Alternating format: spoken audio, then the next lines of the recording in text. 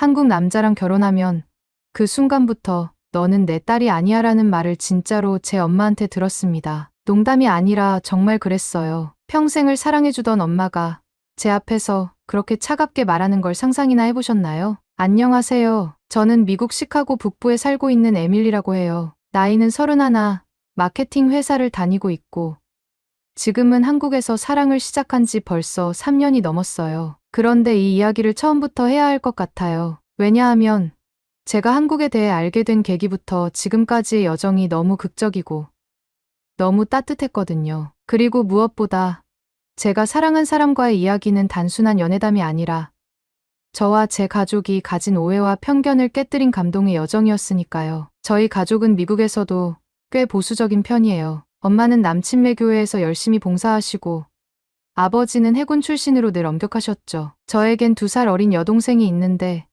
그녀는 캘리포니아에서 교사로 일하고 있어요. 가족 간의 유대는 아주 강했지만 동시에 서로의 삶에 대한 간섭도 많았던 게 사실이에요. 특히 엄마는 제가 어릴 때부터 데이트 상대에 대해 유난히 신경을 많이 쓰셨어요. 대학 때 처음 사귀었던 남자친구도 엄마의 반대로 오래 못 갔어요. 그때 엄마가 했던 말이 아직도 생생하게 기억나요. 넌 너무 착해서 이상한 사람한테 홀랑 넘어갈까봐 걱정돼. 그때는 그냥 딸을 걱정하는 엄마의 마음이라고 생각했는데 지금 와서 보면 그 말 속에는 세상에 대한 편견도 많이 섞여 있었던 것 같아요. 제가 한국이라는 나라에 처음 관심을 가지게 된 건 케이팝 때문이었어요. 회사 동료가 추천해준 영상을 보다 보니 방탄소년단이라는 그룹에 푹 빠지게 되었죠. 노래도 좋았지만 그 안에서 비치는 한국 사람들의 문화, 말투, 배려심 같은 것들이 너무 인상 깊었어요. 그러다가 자연스럽게 한국 드라마도 보기 시작했어요. 사랑의 불시착, 동백꽃 필 무렵, 슬기로운 의사생활 그 감성에 푹 빠졌죠. 그런데 문제는 바로 그 드라마 때문이기도 했어요. 제가 한국 문화를 좋아하게 되니까 엄마도 같이 보게 됐는데 보는 드라마마다 막장극이었던 거예요. 펜트하우스, 부부의 세계, 결혼작사 이혼작곡 같은 드라마를 본 엄마는 점점 한국에 대한 환상을 깨는 게 아니라 왜곡된 이미지를 갖게 되었어요. 한국은 남자가 여자한테 너무 함부로 해. 저 나라에서는 결혼하면 시어머니 밑에서 살아야 하잖아. 이런 말을 자주 하셨어요. 그리고 결정적으로 제가 한국에서 만난 남자친구에 대해 이야기했을 때 엄마는 무너졌습니다. 에밀리, 한국 남자라고? 너 제정신이니? 너 그렇게 살다가는 결국 종처럼 살게 돼. 그리고 며칠 뒤 엄마는 제 앞에서 이렇게 말했어요. 한국에 시집 가면 그 순간부터 너는 내 딸이 아니야. 그 말은 저를 산산조각 냈어요. 잠깐 여러분 그거 아세요? 여러분의 구독, 좋아요, 알림 설정은 저에게 가장 큰 힘이 됩니다. 클릭 한 번으로 제게 큰 힘을 주시길 바라요. 하지만 제가 만난 그 사람은 지금까지 제 인생에서 가장 따뜻하고 배려심 깊은 사람이었어요. 처음 만난 건 출장 중에 우연히 참석한 한식 푸드 페스티벌에서였어요. 저는 마케팅 자료 수집 차원에서 여러 나라의 식문화를 체험하고 있었고 그날은 한복을 입은 남자 스태프가 저에게 불고기 설명을 해줬죠. 그 사람의 말투와 미소, 그리고 어눌한 영어 속에서도 느껴지는 진심은 잊을 수 없었어요. 그날 이후 우리는 연락을 주고받기 시작했고 그렇게 사랑이 시작됐습니다. 그 사람은 항상 저를 먼저 배려해줬어요. 문을 열어주고 음식을 함께 나누고 제가 피곤하면 집까지 데려다주고 말 한마디도 조심스럽게 해주는 모습이 너무 따뜻했어요. 처음에는 혹시 일부러 그러는 걸까 하고 의심도 했지만 시간이 지날수록 그건 그의 성격이라는 걸 알게 됐죠. 에밀리, 넌 지금까지 나 혼자 챙겨왔지. 이젠 내가 널 챙길 차례야. 이 말을 듣고 제 마음은 확실해졌어요. 하지만 그 사랑을 엄마는 도무지 이해할 수 없었던 거예요. 엄마는 한국 남자라고 하면 드라마 속 마초, 불륜남, 시어머니에게 굽신거리는 남편밖에 생각이 안 나는 사람이 되어 있었어요. 그런 엄마를 설득하기 위해 저는 결국 한국에 엄마를 초대하기로 결심했어요. 엄마를 한국에 초대하기로 결심한 순간부터 저는 정말 하루하루가 긴장 속의 연속이었습니다. 엄마는 비행기 타는 것조차 귀찮아하는 분이었고 그 먼 나라까지 간다는 걸 상상도 못하셨던 분이었거든요. 게다가 한국이라는 나라 자체에 대한 편견이 너무 강했기 때문에 그 벽을 허문다는 게 얼마나 힘든 일인지 잘 알고 있었습니다. 그래서 저는 아주 치밀하게 계획을 세웠어요. 먼저 엄마가 좋아할 만한 것들로 한국이라는 나라를 포장해 보여주는 것부터 시작했죠. 예를 들어 엄마는 정원을 좋아하셨기 때문에 경복궁과 창덕궁의 후원 사진을 보여주며 한국의 전통미를 강조했고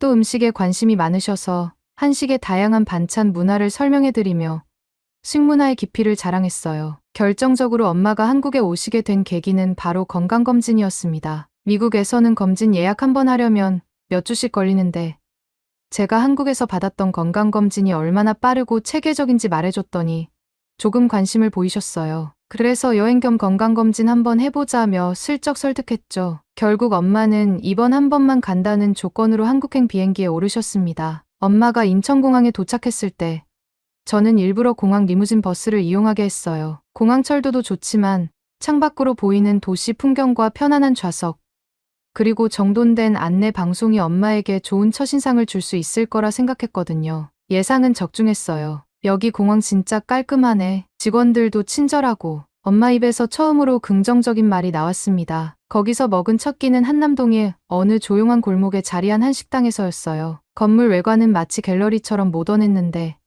안으로 들어가니 따뜻한 조명과 나무 인테리어가 조화를 이루며 아늑한 분위기를 자아냈습니다. 창밖으로는 단풍이 든 은행나무가 바람에 살랑거렸고 엄마는 입구에서 슬리퍼로 갈아 신는 것도 새롭다며 신기해하셨어요. 저희는 불고기 정식을 주문했어요. 엄마는 원래 고기를 좋아하시기도 했고 한국의 대표 음식이라고 하면 역시 불고기니까요. 잠시 후 직원이 커다란 쟁반에 반찬과 함께 밥과 국, 메인 요리를 담아왔는데 그 순간 엄마의 표정이 정말 가관이었어요. 잠깐만.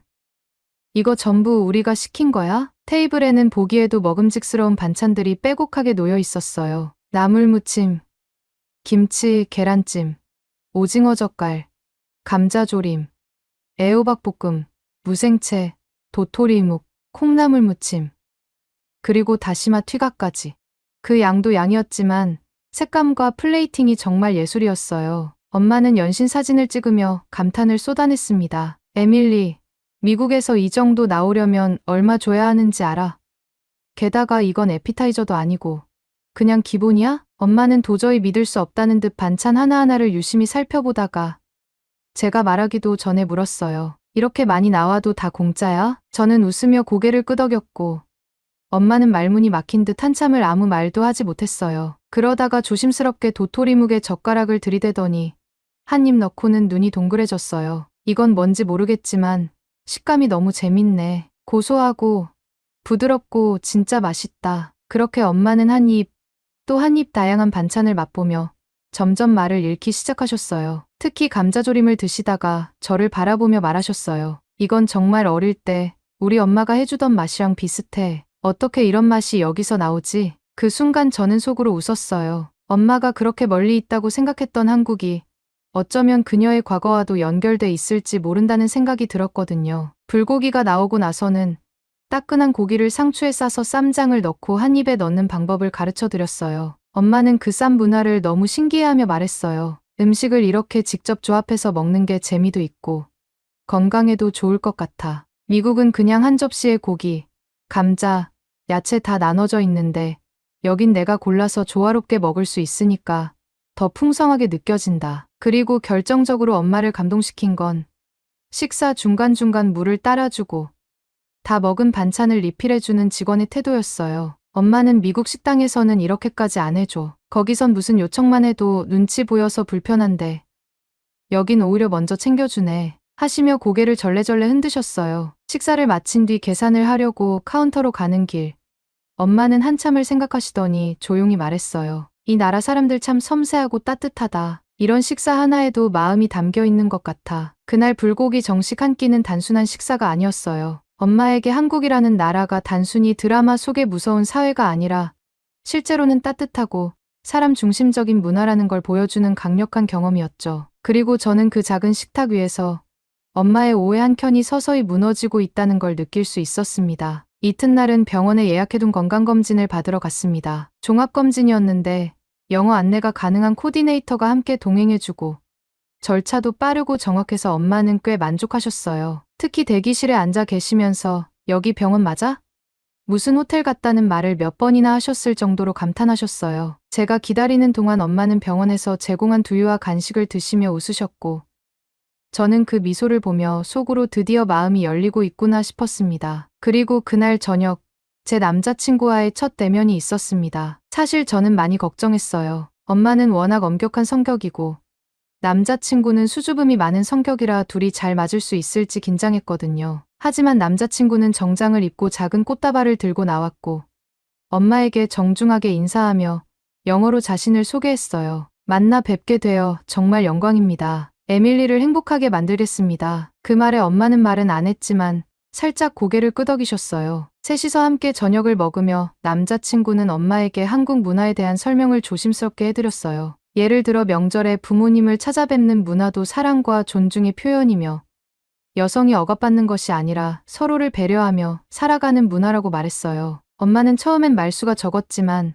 시간이 지나면서 점점 이야기를 나누기 시작하셨어요. 그날 밤 집으로 돌아오는 길에 엄마가 조용히 말했어요. 에밀리, 저 사람 참 예의가 바르네. 미국 남자들보다 더 매너 있네. 그 말을 듣고 저는 눈물이 날 뻔했어요. 엄마가 처음으로 제 선택을 존중해준 순간이었으니까요. 그날 이후 엄마는 점점 마음을 열기 시작하셨고 다음 날에는 남자친구가 일하던 사무실에도 함께 방문하게 되었습니다. 직원들이 엄마에게 인사하며 환대해주는 모습에 엄마는 다시 한번 놀라셨고 이런 조직 문화는 미국보다 나은 것 같아라는 말도 하셨어요. 일주일 동안 엄마와 함께한 한국 여행은 단순한 관광이 아니라 진짜 이해의 여정이었습니다. 엄마가 한국이라는 나라를 마음으로 받아들이는데 큰 역할을 했던 장소들.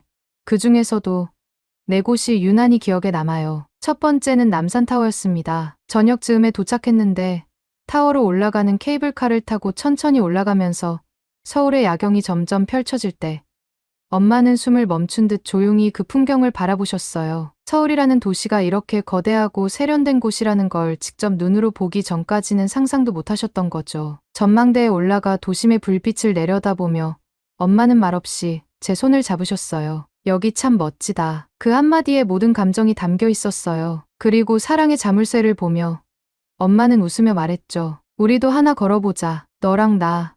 새로운 시작으로. 다음 날은 북촌 한옥마을로 향했어요. 고즈넉한 골목길, 나무 창살 너머로 보이는 아담한 마당, 그리고 돌담길을 따라 걷는 그 여유로운 시간은 엄마에게 전혀 새로운 경험이었어요. 여기는 시간 여행하는 기분이야. 어릴 적 할머니 집이 생각난다. 그 말에 저는 놀랐어요. 서로 다른 문화, 서로 다른 시대였는데도 뭔가 통하는 게 있었던 거죠. 작은 한옥 카페에 들어가 따뜻한 유자차를 마시며 엄마와 도란도란 이야기를 나눴어요. 이런 공간에서 살면 마음이 평온해질 것 같아. 엄마의 눈빛이 그날따라 유난히 부드러웠습니다. 그 다음은 광장시장이었어요. 시끌벅적한 시장 특유의 활기, 정겨운 상인들의 목소리, 그리고 풍성하게 펼쳐진 전 음식들. 처음엔 엄마도 조금 놀라셨지만 곧 눈을 반짝이며 이곳저곳을 구경하기 시작하셨어요. 특히 마약김밥과 빈대떡, 떡볶이를 드셨을 때는 감탄을 아끼지 않으셨어요. 이거 뭐야?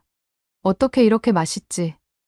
진짜 마약 넣은 거 아니야? 그리고 분식집 아주머니가 이쁘신 어머니, 많이 드세요 하고 웃으며 음식을 더 챙겨주셨을 때 엄마는 감동받은 표정으로 말했어요. 이 사람들 참 따뜻하다. 말투도 정겹고. 저는 속으로 웃었어요. 엄마가 말끝마다 무섭다, 엄격하다고 말하던 한국인들이 정작 자신에게 친절을 베풀자 그제야 진짜를 느낀 거였죠. 마지막으로 들른 곳은 인사동 근처의 전통찻집이었어요. 좁은 골목 안, 한옥을 개조한 찻집이었는데 실내에 들어서자 은은한 국화향이 퍼졌고 낮게 깔린 조명과 조용한 음악, 그리고 나무 바닥이 참 아늑했어요. 차를 내어주던 한복 입은 직원이 엄마에게 정중하게 인사하며 다도를 설명해줬고 엄마는 진지하게 귀를 기울이셨어요. 저는 국화차를, 엄마는 대추차를 마시며 그날 하루를 되돌아봤어요. 차의 따뜻함 때문이었을까요?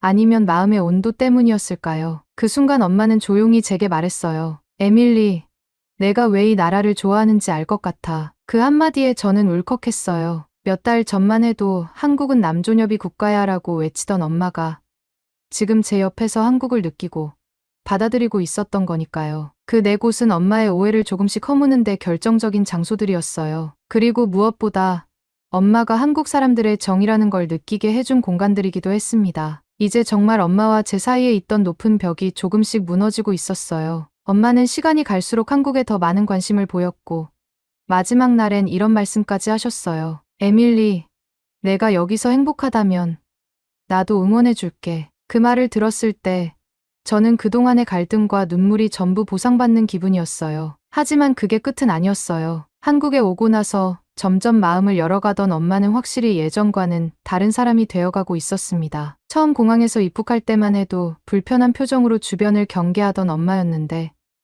며칠이 지나면서부터는 먼저 사진을 찍자고 하고 식당에 들어가면 직원에게 먼저 안녕하세요라고 인사도 하셨어요. 그 모습이 저는 참 감격스러웠고 그래서 엄마가 이대로 계속 한국을 좋은 시선으로 바라보게 되길 바랐어요. 하지만 인생이란 게 그렇게 순탄하게만 흘러가진 않더라고요. 그날은 평범한 하루였어요. 엄마와 함께 남자친구를 다시 만나 저녁을 먹고 근처의 북카페로 이동했어요. 엄마는 그날따라 유독 피곤해 보였는데 아침부터 강행군을 했던 탓도 있었고 이전에 미국에서 치과 치료를 받았던 어금니에 약간의 통증이 느껴진다고 하셨어요. 처음에는 대수롭지 않게 넘겼어요. 괜찮아. 이 정도는 참을 수 있어. 엄마는 늘 참을성이 강한 분이니까요. 하지만 밤이 깊어질수록 통증이 심해지기 시작했고 결국 엄마는 고개를 숙인 채 한 손으로 볼을 감싸고 조용히 울먹이셨어요. 그 모습을 보자 저는 정말 마음이 철렁 내려앉았어요. 엄마, 병원 가자. 지금이라도. 그 말에 엄마는 손을 내저었어요. 여기서 어떻게 병원을 가, 게다가 한국어도 못하고. 엄마는 낯선 나라에서 병원에 가는 게 너무 무섭다고 하셨어요. 그 말이 저에게는 너무나 가슴 아프게 들렸습니다. 그래서 저는 남자친구에게 전화를 걸었고 그는 다급하게 자신의 지인을 통해 야간 진료가 가능한 치과를 알아봐 줬어요. 그날 밤 우리는 택시를 타고 서울 강남 쪽에 있는 치과로 향했습니다. 늦은 시간이었는데도 불구하고 예약한 대로 조용하고 깔끔한 병원에서는 환하게 웃으며 저희를 맞아주었어요. 영어 가능한 간호사가 배정되어 있었고 엄마는 안내를 받으며 진료실로 들어가셨어요. 저는 로비에서 조용히 기다리며 혹시나 엄마가 겁을 먹지는 않을까 걱정했어요. 1시간쯤 지났을까요? 진료실에서 나오는 엄마의 얼굴이 놀랍게도 밝아져 있었습니다. 에밀리, 여긴 진짜 호텔 같은 병원이야. 의사도 너무 친절하고 치료도 전혀 안 아팠어. 엄마는 마취도 잘 됐고 치아에 문제가 있었던 부분도 깔끔하게 응급처치가 되었다며 계속 감탄하셨어요. 그런데 거기서 끝이 아니었어요. 진료가 끝난 뒤 계산을 하려고 카운터로 갔더니 병원 직원이 이렇게 말했습니다. 오늘은 원장님께서 특별히 할인을 적용해 주셨어요. 환자분이 저희 원장님의 지인 가족이라고 하셔서요. 순간 저는 조금 놀랐고 곧바로 남자친구에게 전화를 걸었어요. 그랬더니 그가 웃으며 말했죠. 응. 사실 거기 원장님이 내 대학 선배야. 상황 듣고 바로 도와주겠다고 했어. 엄마는 그 말을 듣고 멍한 얼굴로 저를 바라보더니 이내 말했어요. 에밀리, 너 진짜 좋은 남자 만났구나. 이런 데까지 신경 써주는 사람 흔하지 않아. 그리고 고개를 천천히 끄덕이며 덧붙였어요. 안 그래도 미국보다 훨씬 저렴해서 놀랐는데 거기다 지인이라고 할인까지 해주고 너 정말 남자 잘 사귄 것 같아. 미국에서는 상상도 못할 일이야. 그 말 한마디가 얼마나 따뜻하게 들렸는지 몰라요. 엄마의 목소리에는 질투도 걱정도 아닌 순수한 인정과 감탄이 담겨 있었어요. 처음으로 엄마가 제 사랑을 진심으로 축복해주는 느낌이었습니다. 그날 집으로 돌아오는 길, 엄마는 차 안에서 조용히 말했어요. 내가 잘못 생각했던 것 같아. 한국은 드라마에서 본 나라가 아니야. 진짜로 살아보니까 따뜻하고 체계적인 곳이네. 그 말을 들은 순간 제 마음속에 있던 응어리가 스르르 풀리는 느낌이었어요. 그동안 엄마와 부딪히고 설득하려 애쓰고 속상해했던 수많은 순간들이 전부 보상받는 느낌이었습니다. 그리고 그날 밤 엄마는 제게 살며시 손을 내밀며 말했어요. 에밀리, 그 사람 내 남자친구 말이야. 정말 괜찮은 사람이구나. 너 행복해 보여서 좋다. 그 말이 그렇게 따뜻하게 느껴질 줄 몰랐어요. 제가 사랑하는 사람을, 제가 살아가고 싶은 나라를 드디어 엄마도 함께 인정해주고 있는 거니까요. 다음 날 엄마는 자신이 입국할 때부터 가지고 다니던 작은 수첩을 꺼내셨어요. 거기에는 한국에서 보고 들은 것, 맛본 음식들, 느낀 감정들이 빼곡히 적혀 있었어요. 그 중 하나에 이렇게 적혀 있었어요. 한국에 시집가면 내 딸 아니야. 그 말은 내가 너무 빨리 해버렸구나. 저는 그 문장을 보고 한참을 말없이 바라봤어요. 그 한 줄이 엄마의 변화 전부를 보여주는 증거였어요. 이제 우리는 서로를 이해할 수 있게 되었고 엄마는 저를 응원해주는 사람이 되어가고 있었습니다. 하지만 엄마의 한국 여행이 끝나가는 시점, 진짜 마지막 결정의 순간이 다가오고 있었습니다. 엄마는 저에게 아직 말하지 않은 고민이 하나 있었고 저는 그것이 무엇인지 전혀 예상하지 못한 상태였어요. 엄마는 공항으로 가기 전날 밤 호텔 창가에 앉아 서울의 야경을 조용히 바라보고 있었어요. 그날따라 하늘은 맑고 별이 많이 보였고 도시의 불빛들은 반짝이며 마치 엄마의 마음을 읽고 있는 듯했어요. 저는 따뜻한 보이차를 한 잔 건네며 조용히 앉았고 둘 사이에는 한동안 말이 없었어요. 하지만 그 침묵은 어색함이 아니라 깊은 이해와 감정을 나누는 평화로운 시간이었어요. 에밀리, 엄마가 조심스럽게 입을 열었어요. 사실 내가 이 사람과 결혼한다고 했을 때 나는 너를 떠나보내는 느낌이 너무 싫었어. 그 말은 이전에도 들어본 적 있었지만 이번에는 다르게 들렸어요. 엄마의 눈빛은 이제 두려움보다 따뜻함이 많았고 말끝에도 미련보다는 이해가 담겨 있었어요. 근데 이곳에 와서 너희 둘이 어떻게 살아가는지 직접 보니까 알겠더라. 여기서 너는 훨씬 건강해 보여. 웃는 얼굴도 많고 말할 때 눈빛이 살아있어. 엄마는 그러면서 고개를 떨구며 이어 말했어요. 나는 그저 너 없는 내 삶이 너무 낯설게 느껴졌던 거야. 내가 한국에 시집가면 내 딸이 아닌 것처럼 느껴졌던 건 사실 내가 널 잃을까봐 두려워서 그랬던 거였어. 그 고백은 제게 큰 울림이었어요. 처음엔 단순히 한국이라는 나라에 대한 편견이나 문화적인 차이 때문에 갈등이 생겼다고 생각했는데 결국 그 깊은 곳에는 사랑하는 딸을 놓치고 싶지 않은 엄마의 마음이 있었던 거였어요. 저는 엄마의 손을 꼭 잡고 말했어요. 엄마, 나는 어디에 있어도 엄마 딸이야. 한국이든 미국이든